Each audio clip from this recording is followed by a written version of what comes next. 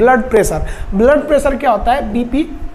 तो ध्यान से देखिए, ब्लड जिस प्रेशर से जाता है और जिस प्रेशर से आता है, इन दोनों प्रेशर को हम क्या कहते हैं? Blood pressure. देखिए, जब दिल सिकुड़ता है तभी ब्लड बाहर जाता है। दिल के ऐसे हो जाने का, सिकुड़ जाएगा, जब पचकेगा तभी ना ब्लड जाएगा। तो दिल के पचकने से ब्लड बाहर जाता है, उसको हम लोग कहते हैं सिस्टोलिक। यानी जितने प्रेशर से गया उसको क्या कहते हैं? सिस्टोलिक। और लौट के कितना से आ रहा है? डायस्टोलिक।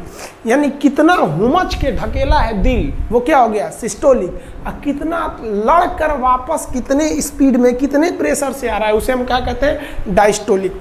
इसी सिस्टोलिक और डायस्टोलिक प्रेशर के अनुपात को हम कहते हैं ब्लड प्रेशर।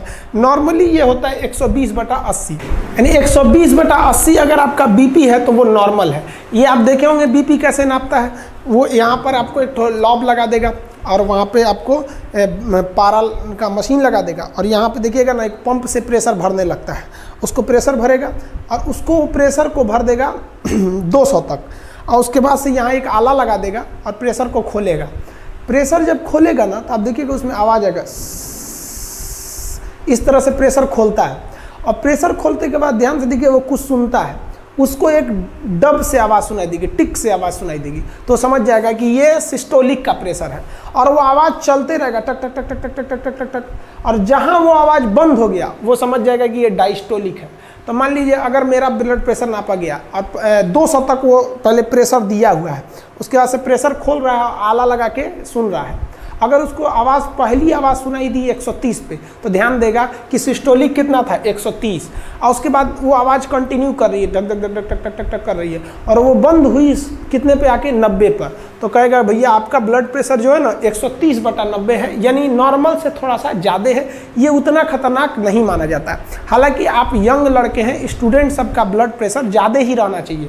बीपी ज़्यादा रहेगा ना तो आपको काम करने में मन लगा रहेगा, और कम रहेगा ना तो देहात में बोलते हैं ना, दहिया भरियाया लग रहा है। भरियाया नहीं है भाई, बीपी लो है। तो ये है आपका नॉर्मल बीपी। तो ये आप नॉर्मल बीपी समझ गए। अब हम लोग समझते हैं कि बीपी हाई किसे कहते हैं। हाई बीपी में क्या होता है? दोनों हाई हो जाता है, यानी सिस्टोलिक और डायस्टोलिक दोनों। ये 150/90 हो जाता है या 150/100 हो जाता है, तो वो क्या हो जाता है? हाई बीपी में चले आते हैं लोग। हाई बीपी को हम हाइपरटेंशन भी कहते हैं।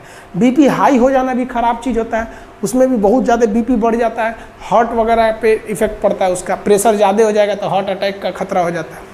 और अगर लो बीपी यानी लो ब्लड प्रेशर देखेंगे तो ये 120/80 से घट के कितना हो जाता है? 100/60 हो जाता है। लो बीपी भी खराब चीज़ है। बीपी अगर लो हो जाएगा तो भी दिक्कत है, आप भद गिरिएगा, कहीं खड़ा रहेंगे ऐसे गिर जाएंगे जहाँ तहाँ।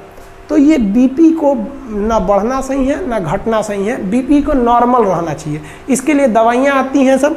अगर बीपी लो हो जाए तो बढ़ाने के लिए फल फूल नमक वगैरह खाइए, ज़्यादा बढ़ जाएगा। हाई हो गया तो नमक तेल मसाला गर्म चीज़ कम कर दीजिए, लो हो जाएगा। तो ये दवा और मेडिकल पे दवाइयाँ भी अवेलेबल रहती हैं बीपी को कंट्रोल करने के लिए। हाँ, बीपी को कंट्रोल करने का घरेलू उपाय भी क्या है? घरेलू उपाय समझिए। मान लीजिए कि अगर आपका बीपी बहुत बढ़ गया है और आप चाहते हैं बीपी को घटाएं, तो आप अपनी साली से बात कीजिए। साली से बात करेंगे ना तो बढ़ा हुआ बीपी ऑटोमेटिक लो हो जाएगा।